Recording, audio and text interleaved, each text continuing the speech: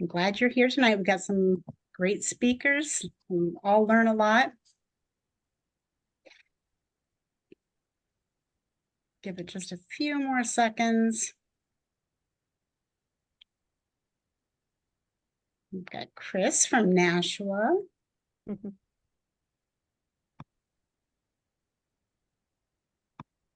Still people logging in.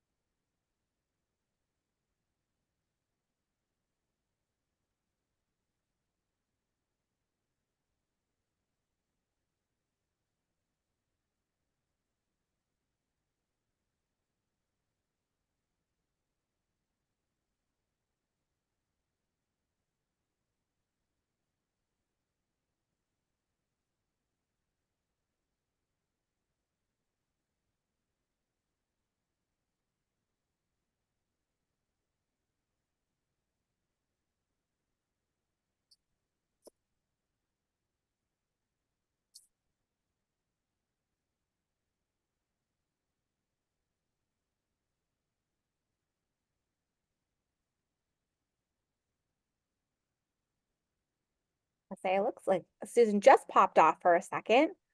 Now that I see. So what we'll do is we'll start and hopefully she'll pop back in and join us this evening. We are very excited to welcome Kate McCaffery and Liz Cannon this evening to join us for our Read for Parents presentation on early intervention in New Hampshire. They're going to specifically be digging into RTI, our MTSS models, New Hampshire's updated dyslexia screening law, and important literacy skills. All right. For your Read for Parents session this evening, we'll do introductions. Chris Riley will be joining us today, monitoring the chat, providing valuable links to discussion topics. So any questions you have, please pose them, and she will kind of develop a nice little Q&A for us at the end. So use the chat and the Zoom tools to interact with our speakers, interact with us, ask us questions. We'll be sure to have those saved for the end for you. Certificates of attendance are not issued for our Read for Parents sessions or some of our special IDA-NNEA events. And just so you know, within 1 week, we'll be having this whole presentation recorded, and then we'll be able to post it on our website, and you'll also get an email letting you know that it is ready to go. So be on the lookout for that. Hi, Susan, welcome back. Hi there. You want to keep going? You want me to take over? You can go ahead, that's fine. Okay. These are some of our membership benefits, so we hope you'll consider joining our brand. There's many advantages, including connecting with our community, staying informed. We have great deals like IDA TV, and it helps with expanding your network. And we also advertise, we'll have upcoming Read for Parents, and we hope you'll consider joining our branch.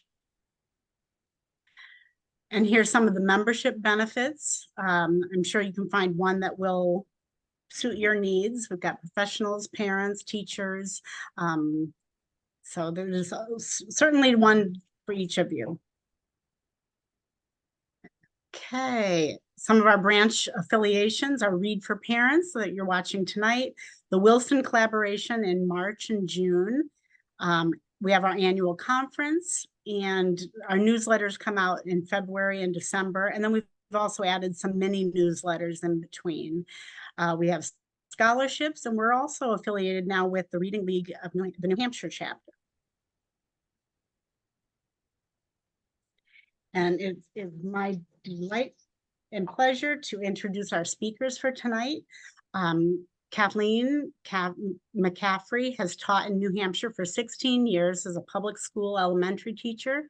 She also worked for 7 years in a clinical setting with K through 12 students using evidence-based literacy instruction and data-informed decision-making. She obtained her bachelor's and master's degrees from the University of New Hampshire and has recently earned her doctorate at Northeastern University. So welcome, Kate. We also have Liz Cannon. Liz is a reading and writing specialist in the Hopkinton School District. She was the recipient of the 22-23 Christy McAuliffe sabbatical. During this time, she traveled throughout New Hampshire to support districts and educators in implementing evidence-based literacy practices. Liz is also the creator and owner of Literacy Leaders New Hampshire, through which she provides literacy consulting, assessment, and tutoring. She has extensive training in structured literacy practices and is currently working toward her doctorate in education leadership to enable her to have a bigger influence on necessary literacy switches that need to happen in the state. Liz is guided by Dr. Maya Angelou's quote. All right, her quote, when you know better, do better. All right, and without further ado, we'd like to welcome Kate and Liz. Thank you, everybody. Yeah, thank you so much. Let me see if I can get my screen up now to share, and we will get started.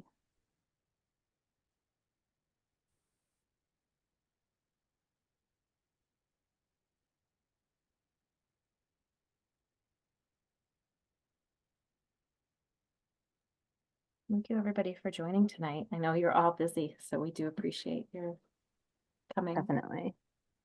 All right, here we are. Can everybody see that all right? All right.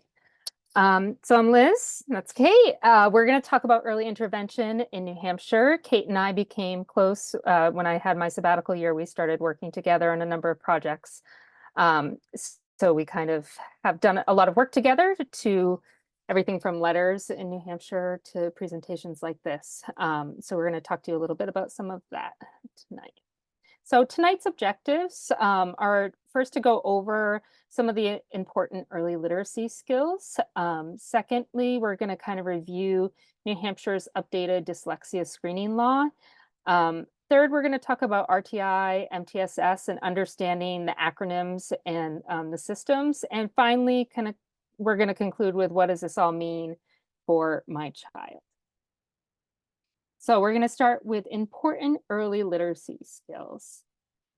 So when we talk about reading, what do we mean? This is a quote from Hasbrook and Glasser. It says, reading is a highly complex task that involves many interconnected and codependent linguistic processes that draw upon a variety of separate skills. And it's important to recognize this when we're talking about reading and writing, the interconnected processes that take place within the brain. And reading and writing are two sides of the same coin. So it's a complex skill, and it's not as easy as we might think as we become proficient readers ourselves. We know from research what is possible when we give students what they need based on their data and their performance, that we can get 95% of students to read proficiently by the end of first grade. What we need to do, however, is make sure that we're responding to their needs, and that requires data-informed instruction, evidence-based instruction to make sure that students are getting what they need to fill in any gaps that they might have and meet benchmarks. So, sorry, my top of my screen is covered here. Why early intervention? We know from research that early intervention is the most effective and the quickest to work. That's not to say that students who are older cannot also benefit from intervention, but the earlier we start, the quicker it will go, and the faster it will happen for children and the less time it will take. So we know children who start low can stay low without intervention.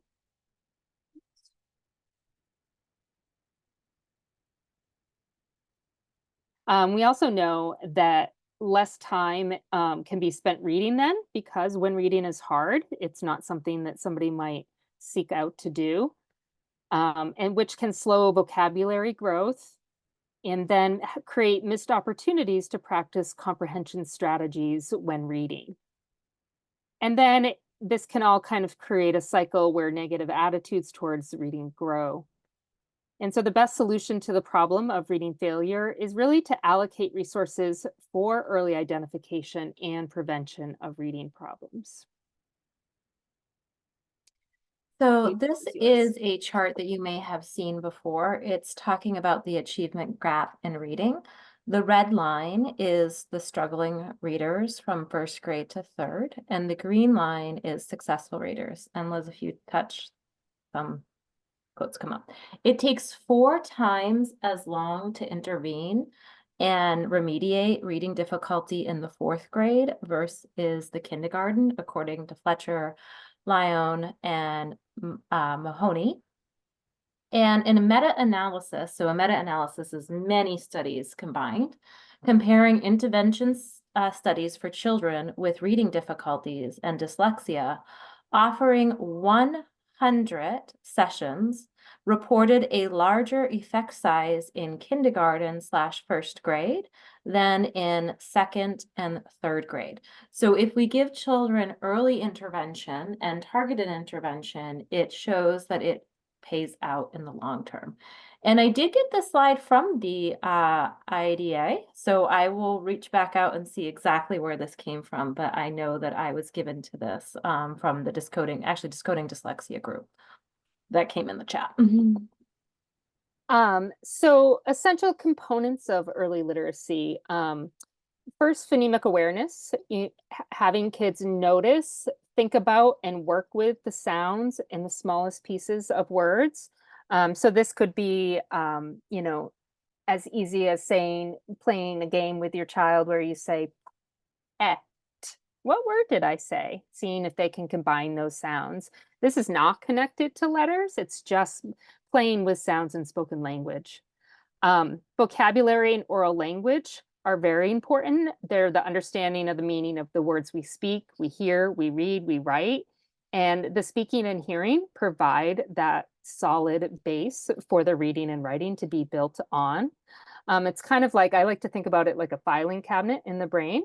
And students are constantly creating new files and adding words and meanings. And then sometimes there's multiple meanings. They might understand that a bat is what you use to play baseball, but then they learn about a bat that's an animal that goes in a separate file. And then they might hear a sentence either spoken or read to them where you bat away a fly. So then that word bat goes in a separate meaning file. So they're constantly creating these files about language in their brain. Phonics is knowing the relationship between those sounds, the phonemes we were talking about, and the graphemes or the letters that represent them in our language and create the code. And then oral reading fluency is the ability to read connected texts accurately, fluently, and for meaning. In this, we want students to be really automatic so that they have as much brain capacity and kind of desk space available as possible to gain meaning from the text, because the final one, reading comprehension, is always the end goal of any literacy task. So this is a quick video. It's from The Hill and it's called The Reading Brain. It's just a few minutes long, but it really illustrates quickly and well about some of the things that are happening in the brain when we learn how to read. Unlike speech, reading is not a natural process. And so researchers in this show how pathways need to be repurposed and created in order for our students to become proficient readers.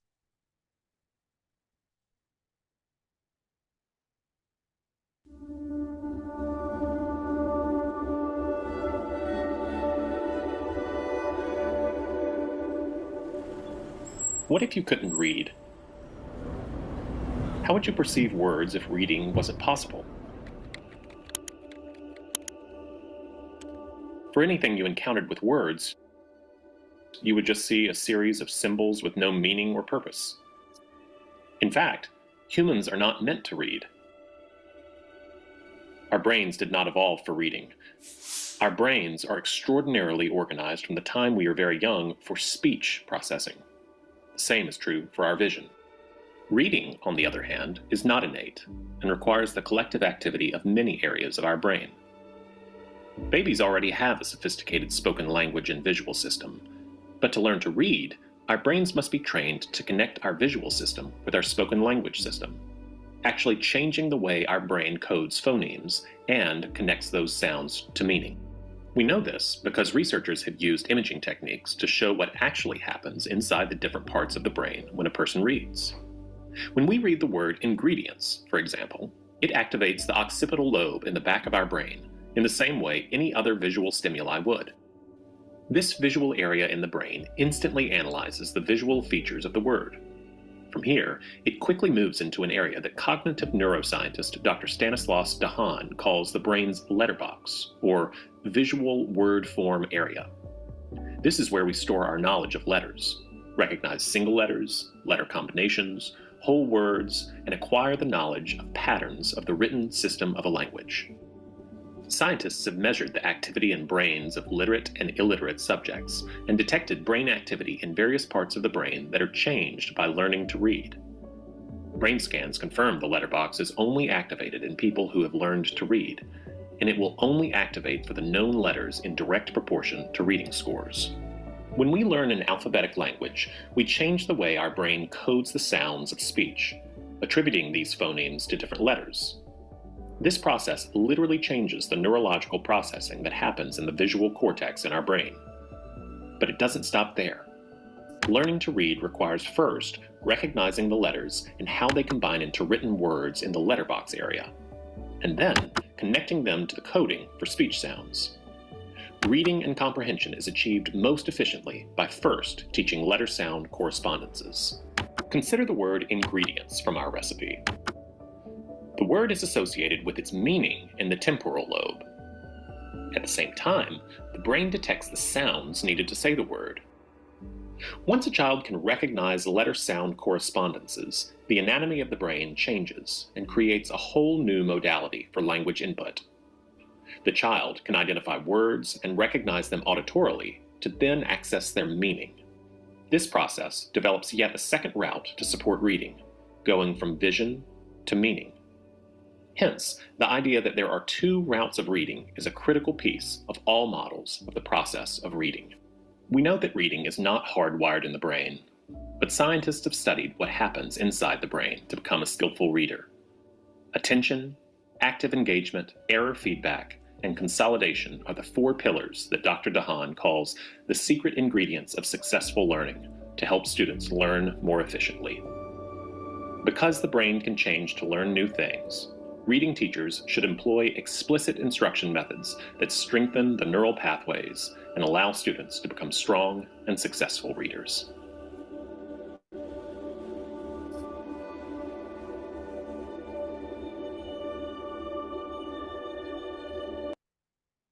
All right, so I like to use that video because it's a nice, short, but well done overview of kind of what's going on in the brain as the students are learning to read. So how the reading brain works. Well, there's different parts where different things are happening, as we just learned. So on one hand, we have to think about word pronunciation, letter recognition, connection of the phonemes to the letters, and then finally word recognition when we get to that consolidation phase. But we also need to think about word meanings, background knowledge, and listening comprehension. And these two things work together to help understand the meaning of the text. This is also referred to as the simple view of reading, which is a theory and a model about how reading acquisition works. So we can take that first box and really call that decoding, because that's basically what those skills are. This second box right here, those skills are all language comprehension skills. So we need the decoding skills, we need the language comprehension skills to get to the reading comprehension. In a simple view of reading, it's important to understand that they represent it as a multiplication sentence. And that is because if you have 0 or less than 0, or I'm sorry, less than 1 in any area, it's going to impact your overall reading comprehension. So you could be a strong decoder with holes in your language comprehension, which is going to impact your reading comprehension. Or vice versa, you could have strong language comprehension and weak decoding skills, and that is also going to impact your overall reading comprehension. So we need to spend equal time making sure that students are strong in decoding, strong in language comprehension and language skills in order to get students who can read and comprehend proficiently. So the takeaway is that written language is not natural. What once was thought that kids could just kind of soak it in from being around a lot of books is not in fact the case. And while surrounding with children with books and reading to them is still absolutely a fantastic thing to do, they must be explicitly taught how to break the code at some point to become effective readers. Okay. This is you. The New Hampshire Dyslexia Guidance, and I see a lot of the members who were part of this project actually on the call tonight. So it's lovely to see you. This was a stakeholders group at the department. Legislation passed very quickly this summer. And then we had about from, I think, June, July, all the way to August to create a guidance document for the state of New Hampshire. Let's talk a little bit about dyslexia and the dyslexia research. So in kind of preferencing this. In the United States, and some people say it's 1 in 10, but some people posit, and Michigan recently came out that said 1 in 5 people have dyslexia, which is about 20%. And dyslexia is one of the most common reading difficulties in early children in elementary school. And dyslexia is characterized by difficulties in phonological awareness, including phonemic awareness and manipulation of the phonemic sounds, single sound reading accuracy, fluency, spelling, which is often called encoding, that leads to difficulties potentially in comprehension and written expression, despite intelligence. Dyslexia is a learning disorder that may impact multiple family members. And there's been some new research looking at genetics and saying that there is some tie to genetic history. And so there's some research there that was provided in 2022. So when we think about the characteristics of dyslexia, we have this phonological awareness. So the experience and challenges of understanding the phoneme, which is the single sound unit that is spoken in language. We have phonemic awareness, which is the difficulty of hearing and moving and changing the smallest phoneme. So if that says cat, make it say mat. So you're manipulating and changing. We have decoding, which is a difficulty applying the knowledge of a letter-sound relationship, including the knowledge of letter patterns and pronouncing words and writing words in written language. We have word recognition, the experience and challenges of accurately recognizing words and fluently recognizing.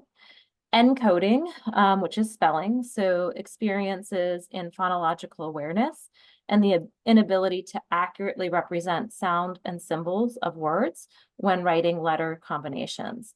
And what is most important is that there are coexisting or secondary often found with dyslexia. So they may experience vocabulary, knowledge, or comprehension, but they also may have what we call comorbid. So there may be dysgraphia, dyslexia, attention deficit disorder with dyslexia, anxiety. So there are coexisting conditions. So even though there's difficulty, and I think this is my biggest message, even though students may have difficulty, there is a sea of strength. They are brilliant. They sometimes are gifted. They have different strengths. They have different weaknesses. And it is essential to understand that students with dyslexia present differently, and they need different academic supports. They do have amazing talents and strengths, and we need to support and recognize that. So my favorite quote is from Dr. Sally Shaywitz: "Dyslexia is an island of weakness surrounded by the sea of strength." So understanding the RSA, and I can put that in the chat. So RSA is the legislative order that was passed, and we can move on and I'll kind of dissect a little bit of the big findings. So this law requires that the districts follow a couple actions. The first action is they need to screen students from kindergarten now to 3rd grade. Initially, in the past, it was just kindergarten. So now it is expanded from kindergarten to third twice a year. So every student in kindergarten through third grade, no matter where they're reading, needs to be screened twice a year. The initial screening must take place within 60 days of the start of school or 60 days of when a student enters. So let's say a new student moved into the school, there's 60 days from the entry of that student. The districts are required to use a valid, developmentally appropriate, evidence-based screener. So we'll drill down that a little bit more. And then for students who are flagged, so their screening results are below benchmark of a typical grade developing student in foundational skills, the school must then complete a secondary assessment within 30 days. So if a student is flagged for having risk or has different indicators of risk, the district should go back in and look at that student and drill down further into what's happening, maybe a one-on-one assessment or a different type assessments. So it will then determine the action that is necessary to provide the evidence-based literacy instruction. So once a student is flagged, the district has to provide an evidence-based literacy instruction. Now they do write and or a referral to special ed. So you can either go with, we're going to provide evidence, or we'll start a special ed process. The cut scores are determined by all the publishers who develop the test, and the publishers have different criteria to identify risk. And those risk criteria always go back to the publisher who has designed the test and the studies that have been done for that. Please ask questions. This is about you, so I know there'll be questions coming in and I can pivot and change. So the evidence-based screeners for dyslexia was written into the legislation, which means that they help determine the risk factors for literacy difficulty. But they do not actually screen for dyslexia because that has to happen through a special ed process or a battery, right? So this is just screening for children who are having difficulty in literacy. If you are worried about dyslexia, then you can start the process with special ed to look at indicators for that. So an evidence-based, valid, and reliable dyslexia screener provides this in-depth investigation to the important areas of literacy. And the committee has a couple important areas that they identified as necessary. Phonological, phonemic awareness, so we just talked about those two. Alphabetic knowledge, so understanding our alphabets. Sound symbol correspondence, knowing that the letter A says ah. Encoding, remember spelling. Decoding, putting the sounds together. Rapid naming, which is a RAN fluency, naming pictures, objects, colors. It can be alphabets. Comprehension. And under the law, the districts must use an evidence-based screener to identify student risk. So why a second assessment? This often comes up, so I have to answer this a lot. And the reason is you want to triangulate. So one data point in time, and then you want to drill down and find more areas that are going on. So it can confirm your findings, it can dispute your findings, or it can give you more information to make an assumption on where you're going to go use with evidence-based instruction. So once you drill down, then you can then create a plan for students. So that second assessment in legislation was not mandated. It allows autonomy for the districts to decide what would be the best second screener to help them drill down to make an intervention or an action plan. I don't see any questions coming in. So when we think about making this informed decision, we want to have a dyslexia screener, a second assessment, and then we want to collect maybe other data points. Maybe we find that we need another data point or another tool or an observation, and then that will make an informed decision about what instruction we want to support the student with. So, under the law, for any student who is identified as having characteristics associated with potential risk factors for dyslexia or other related disorders, so anybody who's flagged, the school or charter school is required to provide an evidence-based intervention. And this intervention can start no later than January 1st. So once they've screened and they've drilled down, then they need to provide supports to the student that is rooted in evidence-based science. So if the student enters the school more than 60 days from the beginning, they have to then get another 60 days, right, from the initial start of when they enter. So again, the interesting caveat in the law is that there's two routes. You can provide an evidence-based intervention to meet the targeted needs or a referral to special education. So those are two different tracks that the district can make, understanding child find, and we'll get into that a little bit more on, at any time a parent or anybody can ask for a team meeting. So that just has to be present. So part of the law does require notification to parents and legal guardians. So when a child is identified as having risk, I see some questions coming in. Liz, you can stop me. So when a child is identified as having risk characteristics associated with dyslexia or reading difficulty, the school is required to notify that parent or guardian. Now, there's a couple ways in which districts are doing that. Some districts are actually personally calling parents. Some districts are sending letters home. The parents do need to have the screening information at their hands, and how you convey that is really important to parents, right? So that thinking about how we can convey the screening information to parents is essential. So they do need to have that notification. Then under the law, the school is supposed to provide a written support plan. So making sure that the support plan is evidence-based and that the plan is is a critical step, and that the plan outlines the strategies that you're going to work on with that student. So once the student is flagged, you're creating your plan, you're going to tell the parents, we're going to be working on phonemic awareness. These are our goals. And the parent should have some input on, yes, I agree with that, or did we think about this? So there should be kind of some input from the parent or the legal guardian on the plan to ensure that it's comprehensive and effective. Okay, so let's answer some of those questions. Can you give some examples of a secondary screener? That comes up a lot. I actually took that out of the slideshow that I presented to the superintendents. It can be, I think we've had a couple times, but it could be a letter screener. It could be a screener. Some schools are doing 2 assessments. Some schools are doing like a STAR and then an Acadians. It can be whatever you want to drill down depending on that profile of the child. So what is ever going to help you as the educator work with that student, that's what I would use to screen down. Some schools are using core phonics inventories.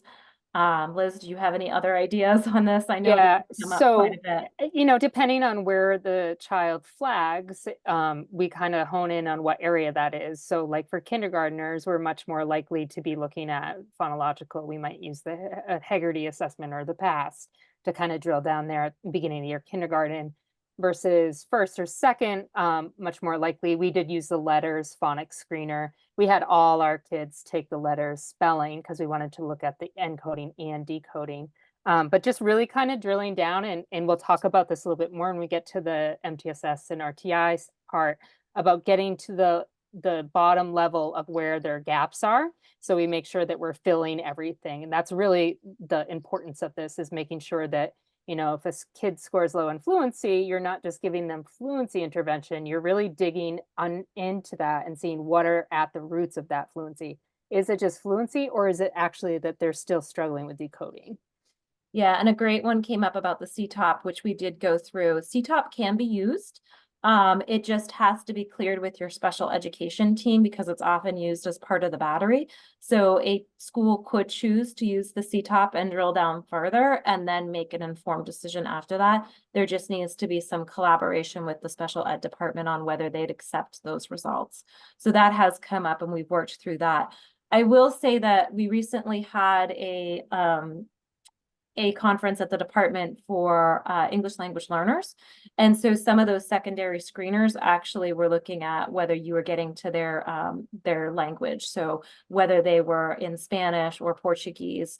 So there is some leeway in that second screener to help the district or the teacher best inform the instruction. So there's some great ones coming in the chat. So then once we've established our plan, so in an MTSS system, we've established the plan, we have an identified targeted support system coming in, we have to do formal screening. And formal screening is part of the law. So it is actually required that the school district provide a parent or legal guardian with all of the periodic formal screening results. And when we get to the MTSS, we'll look at the Hill Center where it talks about different ways that there can be screening or progress monitoring coming in.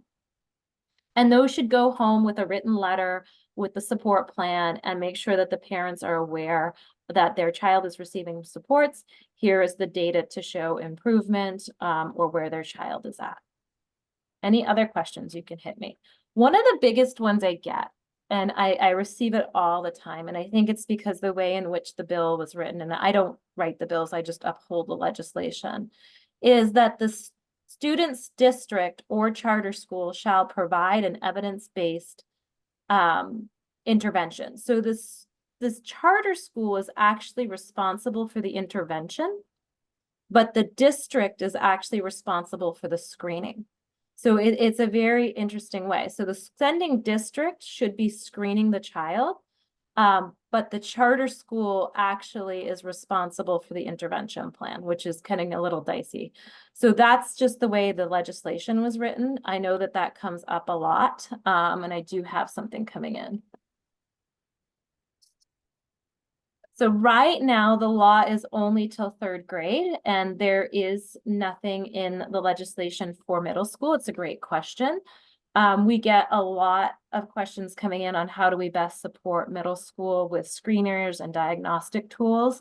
So I can understand why that law is, or why that is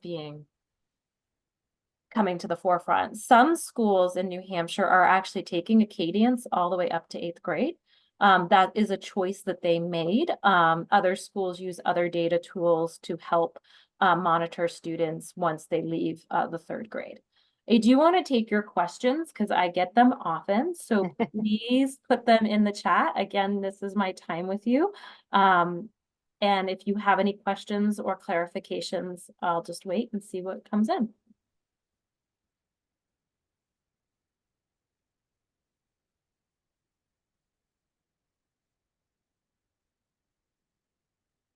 In the Q&A.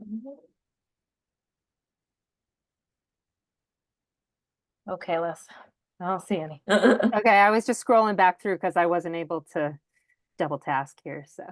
So actually this comes up, Linda asked a question, and actually that should be answered. The law does not say that all students have to be screened, and it means all. So students with speech issues still have to be screened. Students should be screened unless that has already been written into their IEP. So all students need to be screened for this legislation. So I'm just realizing as I'm pulling up this next slide that I got my numbers out of order. It says 2, it's actually 3, so. But next we're going to talk about some of these systems and some of these acronyms that you might hear thrown around and hopefully better explain what they mean and how they kind of operate within a school setting. So an MTSS, multi-system support for reading. So there's MTSSR, there's lots of acronyms that fly around for MTSS. So the multi-system support for reading and PBIS, which is positive behavioral intervention supports, is a proactive data framework that helps educators utilize and customize academics to help fit each student's unique need. So when we're thinking about an MTSS, the first most important thing is to administer those screeners, right? See the students who are struggling and then form groups or support systems to support those students based on the screening that is all rooted in evidence. Implement whole instruction that is evidence-based for all children and shown a positive effect. and then implement small differentiated groups based on the targeted information from the screening, and then to continue this progress monitoring to make sure that each step is fluid. Where do we need to adjust? When do we need to adjust? Maybe it's not working, so we're going to try this group. So we're not stagnant in this is the only intervention you're getting. You're responding to the students using the data, if that makes sense. And so the central tenets of MTSS are strongly emphasizing the relationship between providing high quality, evidence-based, direct, explicit instruction. We do say the science of reading here in general education or tier 1. So again, looking at explicit knowledge is this evidence-based in tier 1 setting. And then it also uses data to identify risks and provide explicit, timely, and well-coordinated efforts in literacy. Are So you on I the did slide? have, Did I not move it on for you? Yes. I'm sorry. so I did have students, I just wanted to go back for a minute, Liz. So I did Okay. have people ask about whether our teachers have been trained to teach dyslexia. Right now, the department is training all, everybody is welcome in letters. So letters is open to any resident in New Hampshire. So though it's not specifically dyslexia, it is still providing explicit knowledge in neuroscience and the science of reading. And then a couple education. I don't know about individual laws in different states as I only oversee New Hampshire's. Students. So there's one that came in about students. Maybe I don't understand the question. In Connecticut, I think it's Connecticut. Okay, go ahead, Lisa. There we go. So MTSS embraces a universal differentiated evidence-based instruction for all students with additional supports and for students who need supports. I did flip the triangle on purpose here. Tier 1 is a foundational instruction that all students should get evidence-based, scientifically based core instruction or high quality instruction in tier 1. Okay. In tier 2, through data analysis, identifying students who are presenting risk factors and receive evidence-based, scientifically researched intervention in small groups. Now, some people like to put times in those, but research has actually posited that timing isn't necessary. It's about what intervention and what data point did you use. So some interventions may need longer time. So there's some posit there on really understanding the evidence-based intervention you're using and then why you're using it with that child. So here they're getting additional, so they're getting a high quality evidence in tier 1. And then they're getting an additional explicit instruction in an evidence-based based on their data. And then tier 3 is to provide individual data-driven frequency, so more in-depth for those students using an evidence-based program in addition to tier 1. So when we think about this, we're adding more layers. And what is flipping the scale is that special education actually occurs in all 3. Some people have felt that special education is only tier 3, and that is not the case.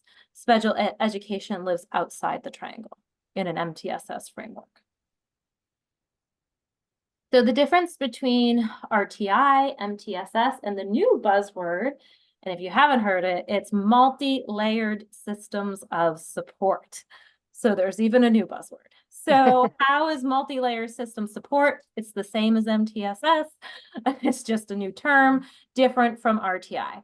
Well, some of the differences is between the MTSS or multi-system layered of support is the former response to an RTI model, but the third layer, again, is not special education. The layers are intensive supports for any student who needs them. And there's no maximum amount of time. That's what I said. People always want time. Like, how much time should I have this? How much time I should have that? You can do things if it's explicit, direct instruction. It depends on the programmatic material you're using and then the why. So the students receiving layers of support, they don't need to wait anymore. If you need to move to tier 3, you don't, there's no waiting or checking off the box and so many months in tier 2 and so many months in tier 2. That's not how it's working. It's moving away from this wait to fail to be more proactive, to supporting students with more layers, if that makes sense. Yeah, I think one of the things that I like about it is when we were in more of an RTI system, it was constant, like we would have these cycles, and at the end of the cycle, it was like, have you kind of fixed the problem? And going back to how we started the presentation, literacy is much too complex to have a 6-week cycle where you're going to fix something. Every kid is different in the amount of instruction they need, the type of, we know that they need evidence-based instruction, but some might need more support in encoding, some might need more support in decoding. And so this multi-tier system of support is really giving students whatever they need to support them on that kind of continuum.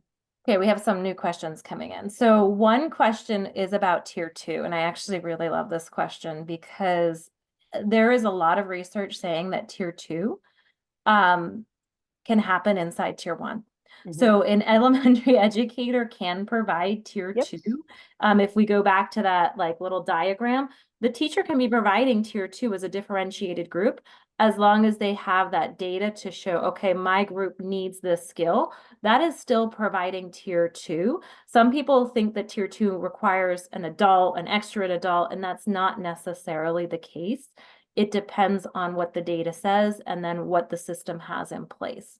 So somebody was asking about strategic and then intense intervention in tier 3. That's kind of the way it builds. It's getting targeted differentiation and then intense specific differentiation, smaller group size in tier 3. And then I had some other questions coming on about the difference between a referral team and a child study team. So that is sets up sometimes by your local district on what maneuver you take, but at any time a parent or a teacher can say that they want to have a team meeting, meaning an IEP team meeting, like going in and saying, I have concerns. So I know that a lot of people have teacher TATs or teacher assistant teams to help with students, but if you suspect a child has a difficulty, you can call a meeting to investigate further at any time under child fine. And I know Joanne Grobacker's on here, so I know she can add more information on that too. And that's the referral meeting then. That's a referral meeting. Yeah. So when in the law it says that and/or, that's where it can go to a referral if people feel that that's where that needs to go. It allows for that. I also think an important point about the law is that if it does go to referral, you are still required to provide intervention during that process. Can be lengthy sometime of testing. And so we're not going to wait for that. We're going to continue to provide intervention all along the way. Yeah, while they're by that tested. January 1st. So it all depends on how that all works. Yeah. But yes, you cannot stop. Like, so once that screening has taken place, by that January 1st date, you have to, as Liz says, provide that information in, that meeting. Okay. And then, yeah, that is, Chris, that is actually, there's a great study. It's from Vanderbilt about RTI and how a lot of people misconstrued RTI, and that tier 3 is often being referred to students on IEPs, and that is actually not correct. So that's a great idea. Okay, so we'll move on from. So MTSS-R requires that continued process monitoring to make sure that your intervention is working, because if your intervention is not working, we need to adjust as educators. So taking that data and looking at that data through progress monitoring lens helps us respond. Oh, did this work? If it didn't work, maybe I needed to, maybe I need to switch what I'm delivering as an evidence-based program. The biggest thing is that MTSS-R cannot be used to prevent a student from going into special education.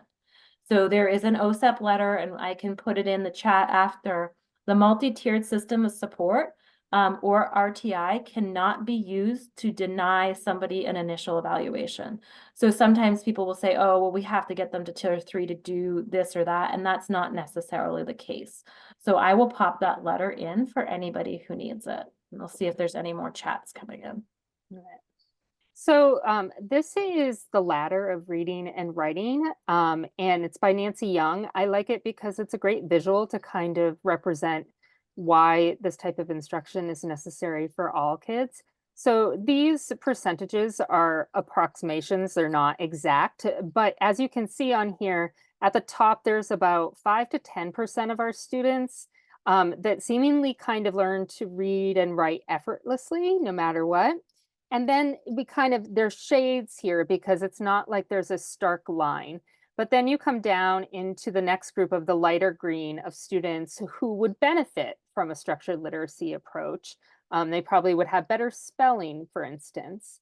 But then we get into this next group, which is kind of in that orangish color there, which is 40 to 45% of our students who, in order to learn to read, spell, write proficiently, are going to require explicit, code-based, systematic, explicit instruction. And these are the kids that it is essential for. They need this kind of instruction to really break the code. And on the bottom there, in that bottom 10 to 15%, these are our students who may have dyslexia or other language-based learning disabilities. And it's essential for them as well, because they're going to need this tier 1 evidence-based instruction on top of additional time to apply and practice to really be able to consolidate and master these skills. So this is a nice visual of kind of an overall of what's going on in schools and why taking a more evidence-based approach for all is beneficial. When we talk about assessments, often you'll hear the term CBMs, or curriculum-based measurements. And these are those screeners that we were talking about. And they kind of act like academic thermometers to screen for any issues and also for progress monitoring. So if you go to the doctor and you have a temperature, they will not immediately say, oh, it's this. They will do further testing, right? To figure out, do you have strep throat? Do you have another infection? And so that kind of analogy is often made. A set of standard, simple, short is really key here. These are supposed to be brief measures so that all kids can have them without taking away from dramatic amounts of instructional time. And they're of basic academic skills. Samples behavior that is expected to be learned over the course of the entire year, so they're able to examine progress over time. They're standardized and they're technically adequate and efficient. Again, going back to that simple, quick kind of dip of taking the temperature to see if there's any temperatures in that grade, and then digging deeper in those that are showing that they have a temperature. And then also they're repeatable and very sensitive, and so that they can track, you can use them to track performance and improvement. So they're very useful as a progress monitoring tool. So the CBM research, the performance of all students, no matter whether they were high, average, low achieving students, as well as those with disabilities, improved when teachers modified their instruction based on CBM data. And this is exactly what Kate's been talking about, is, looking at that data on a regular basis and adjusting your teaching in order to meet the needs of the students based on that data. Research has established a significant, strong overall correlation among CBM reading measures and other standardized tests of reading achievement. So there's strong correlation between oral reading fluency and ultimate comprehension levels of readers. Research shows that CBMs can be used to assess the growth of language and reading skills of Spanish-speaking ELs as well. And so this is kind of going back to that idea we talked about with the secondary assessments again, of finding out where the breakdown is. We don't just want to know that there's something wrong. We want to know where the hole is so we can go back and fill that in. So our assessment tools are the vehicles to help us gather the data. And then the assessment process is the process that schools go through to process that data and to make decisions and take action based on the assessment data. So when we see that there's a breakdown in reading comprehension, our secondary screener should be going back to look at fluency. If there's an issue in fluency, then we're going to go back and look at word recognition. If there's an automatic word recognition, if there's an issue there, we're going to go back to look at phonics and decoding skills. And if there's an issue there, we're going to go back to phonemic awareness, which would be the basic building block for all of this. And you want to pinpoint the area where the student seems to show a breakdown so that you can really focus your intervention and your work with the student in that area. So you might have a student who had poor reading comprehension and they had poor fluency, but then you went back to reading to word recognition skills and they were pretty good. Well, then you know that the area you really need to focus on is more of a phrasing, fluency, you know, attending to punctuation, expression, all of those things that aid comprehension. So this is a helpful kind of visual to think about that process of digging back down. These are the types of assessments that are typically used for monitoring and tracking student progress. So the universal screeners are what by the law are required to be done twice a year. Most schools you will see will do 3 times a year, like a fall, winter, spring. They're quick and easy, like those CBMs, and they often are those CBMs. They identify the at-risk students, they're standardized, and they're evidence-based. Then we move on to those secondary assessments, which are digging deeper in the areas that the at-risk students had shown. They're typically individual, and they can drive instruction and intervention plans. And once that is up and running, then it's essential that you're progress monitoring to see if your instruction is working.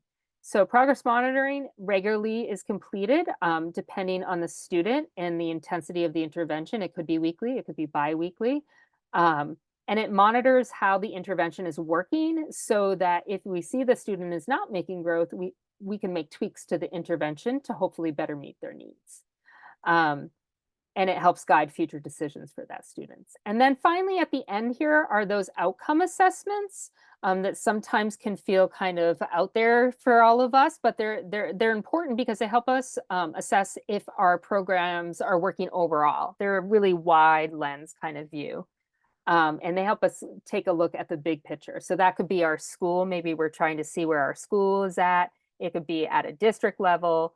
We have New Hampshire SAS to look at that state level. So there's a number of different ones like that that help us take that wide lens view.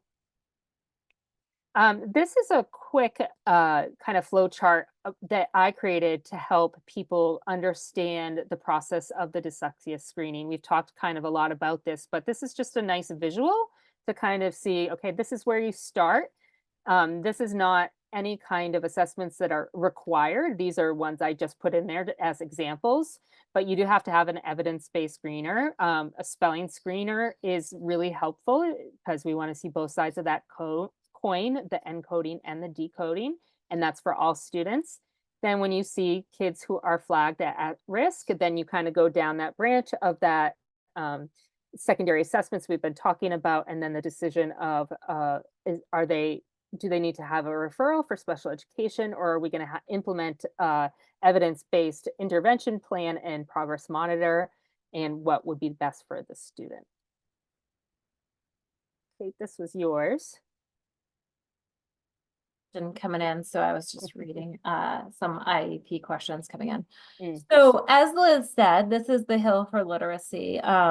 Lots of schools use 3 times. This law has 2 times, with the first time happening within the 60 days. So in this diagram, it talks about a screening in the fall. So we have the whole school being screened in the fall, and we have data meetings. And data meetings can be done at many different ways. Some people get the whole 2nd grade team together or 1st grade team together and they look at data. Some schools do individual by classroom, some schools do both. So in data meetings, you sit and you talk about the student data. What are you seeing? What are the, where are your risks? Then you'll go into that secondary screener. So you screen the students within the 60 days. You have a data meeting for your grade levels. What's happening down here in November and December is that progress monitoring. So having a progress monitoring, so these kids are at risk, we're going to progress monitor. Like, so let's say we did a cadence, then we're going to progress monitor in a cadence or something else.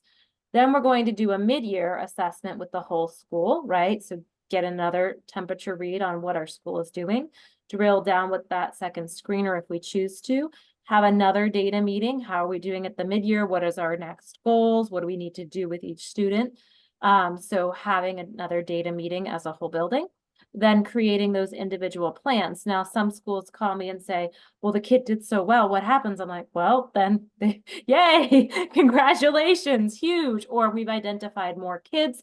They will come in on that MTSS plan. They will get an individual plan, or some kids will stay, on the individual plan and make decisions based on what the data is showing.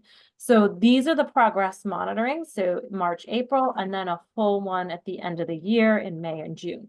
This is just one. Here are the grade levels or personal meetings, and then here are the progress monitoring, whoever's intervening or working with the students. I would always love to share that progress with the teacher, and sometimes that isn't done very well, but this is what I'm doing. This is the success. This is what we've seen. So that is really great.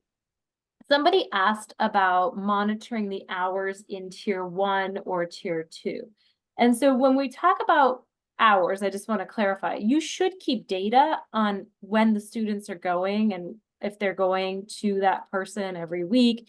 Data is data, and data tells a story. So keeping track of data, how many times you've worked with the student, how many interventions you do, is powerful. So if your district is doing that, that's great. What we're saying is the time length can vary depending on that student profile. So some students in tier 2 may need more time, less time. It all depends on what the intervention is happening for that child. How long does that take? And then thinking about that tier 3, what intervention is happening at that individual level and how long does that take? So there are some progress monitoring questions coming in.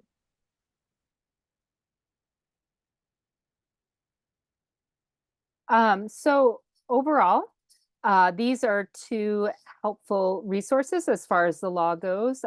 There's a fact sheet, and then there's also the Dyslexia Resource Guide, which Kate referred to, that many of us kind of worked on as a team coming into this school year as the law was passed.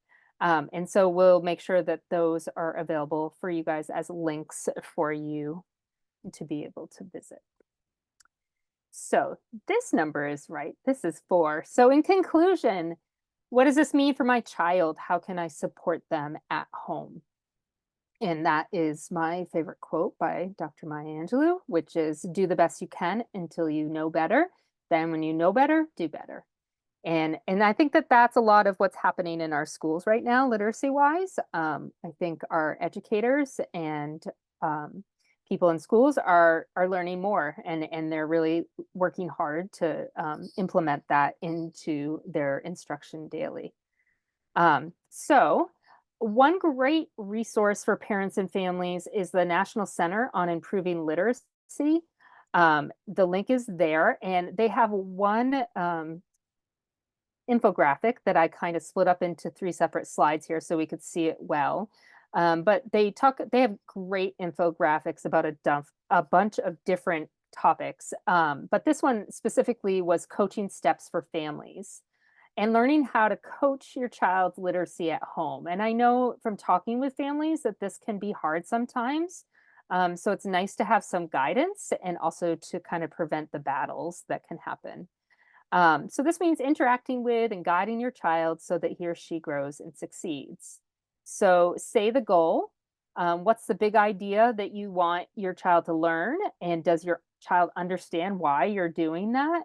And discuss what is already known about the topic or the task. What did you learn in school about this today? What do you already know? Show and tell. Show your child what is to be done and explain how to do it if needed. So if they come home with a paper, you want to always make sure that they understand exactly what's going on there that they're supposed to be completing. Sometimes it requires doing it together. So try it out together or take turns doing it if needed.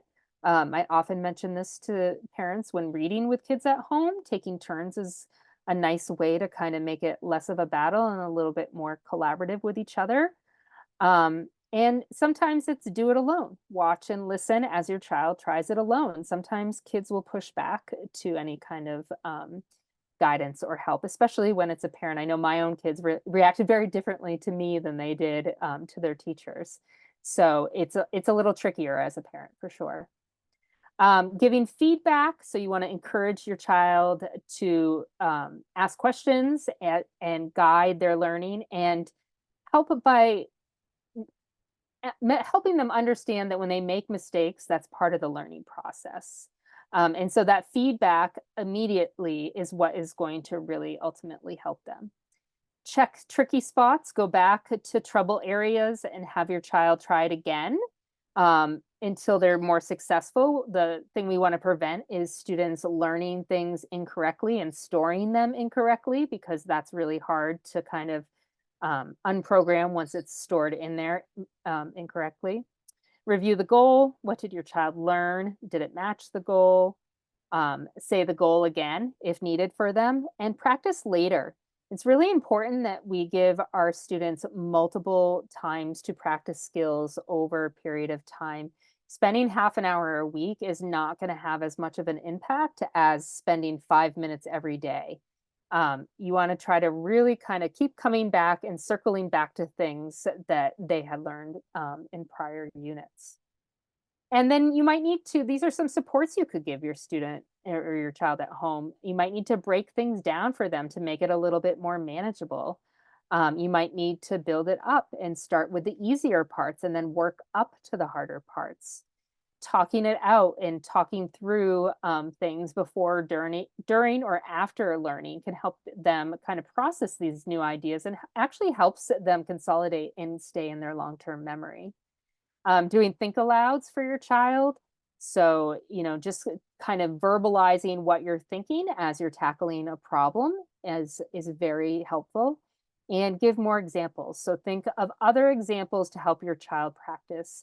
Sometimes it means using pictures, objects, making real life connections, anything that helps your student make sense of what they're learning better. So these kind of infographics are really helpful. There's also some other resources. Reading Rockets has a guide for parents. The Florida Center for Reading Research has some great stuff for parents and families.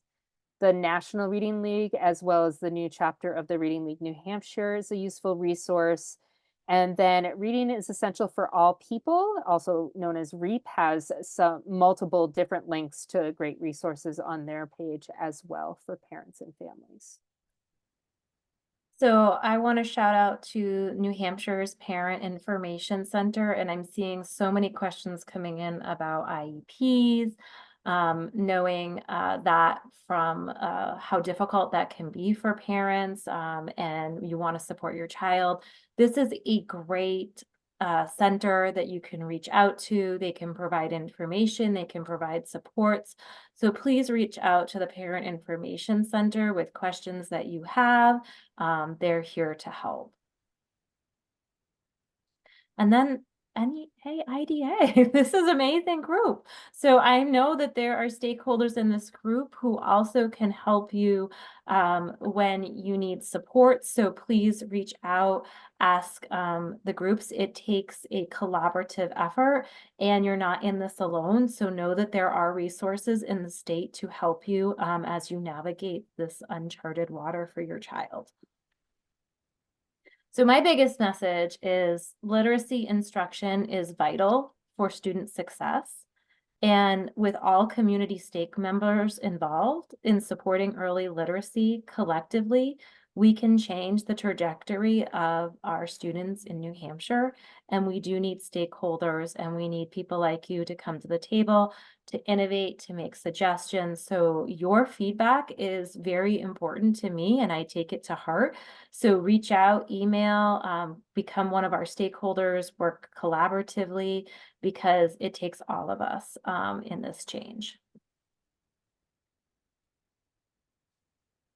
I don't know why your blank slide. No, I didn't think so. It's Oh, no, just Q&A. You had the Q&A before. It's a Q&A, but it's a last slide that's not working, but Okay. Well, it's our contact. Go with the one above. All right. There you go, Liz. Okay. You're the one above. Hi, guys. There was So I'm some gonna good chat. stop sharing. There we go. Hello. Thank you so guys so much. much. There That are was questions absolutely coming wonderful. in. Yeah, there's a few more questions coming in again, specifically about, IEPs, and the Parent Information Center is fabulous at supporting our families. And I recommend, as a special educator myself, I recommend people, talk to your team at school, absolutely talk to your team, and then talk to your Parent Information Center. I know Andrea Pollack works in the special education universe as well. And yeah, definitely reach out to your team, and then reach out to Parent Information Center and your schools. And, we're here to support everybody because we're all a team. We work together. Correct. Yep. So, yeah, no, that's great. So are there other questions? That was, before we have these fabulous resources here. So we want people to be able to ask questions. So we didn't know if there was any other questions. Thank you for your contact information. That's great. Just so people know, all of this information in this webinar will be posted to our IDA-NNEA website within a week. So people can, download it, look at it again, and go through all the resources that we just talked about. We put them into a Google document, so that will be there as well for people to access. So, Andrea, did you have anything? I just had one question posed from someone in our Q&A, and it says, does it make sense that a student identified with SLD in basic reading should have both a decoding goal and a comprehension goal in the same IEP? More so because one comes before the other. Should we focus on the phonics and decoding first and address comprehension later? Or is it okay to do that hand in hand? Referring to Liz. So I would say yes, it is okay, because what's happening is if we are only working on decoding and we wait to even address comprehension and in those kind of knowledge building areas, then we create these two different levels. So without knowing the exact wording of what the IEP says, I would always encourage that there is comprehension work done alongside decoding work. Now, what that looks like in kindergarten is going to look like a read aloud or a shared read, right? It's going to be a little bit different than what it might be in third grade. So without knowing the age of the kid or the language of the IEP, that would kind of be my first reaction. Is it is important to include both. Just make sure one isn't done and forsaking the other. Gotcha. Thank you. Scholarship opportunities I am not aware of. I know there's some great opportunities to provide tutoring. We have free tutoring for any student 4th through high school at tutor.com. So that is something that we do have at the Department of Education. There are some opportunities. Again, I would always defer to PIC. They always seem to know some great opportunities that I may not know. So definitely reach out. I can't think of anything other than what we're providing, which is that tutor.com and supports for preventing literacy loss.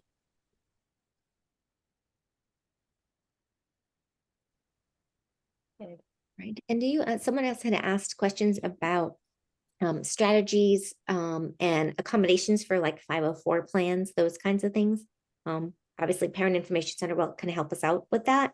And then I know, like I usually look at like understood.org and LD Online are usually good resources, as well as the International Dyslexia Association's fact sheets. They're super helpful as well. But I didn't know if you had any other ideas. No, Well, those are great. I always go back to that data. What does the data say? Making sure that there's a team. Sometimes doctors, right, depending on what the 504 is, they might write accommodations. So making sure that that's a team. Obviously, it goes through the process at school. But again, it's always looking back at that data. What is the data saying? yeah, understood.org is really good too at breaking down the difference between a 504 and an IEP, because that can be really confusing sometimes. So that's a great resource.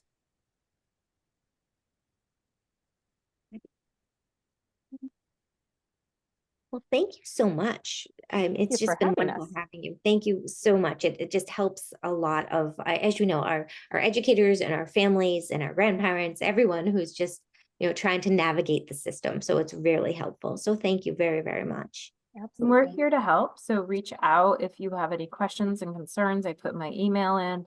If you want to talk to me, sometimes it's just having a thought partner talk on the phone, hear the story and then offer suggestions. Fantastic. Thank you, guys. All right, everyone. As we wrap up this evening, I just want to let you know that we do have our next Read for Parents coming up on June 12th. It is on special education and advocacy with our special guest, the Maine Parent Federation. So please feel free to tune into us June 12th at 7 p.m., same time, same place. And thank you again to Kate McCaffery and Liz Cannon for your help tonight. It was fantastic. I feel like now I understand the dyslexia law even better than I did before. So I found this very helpful and I hope you all did as well. So thank you guys for joining us. Great. Thank you so much. Have a great evening, everyone. Have a good evening. Thank you.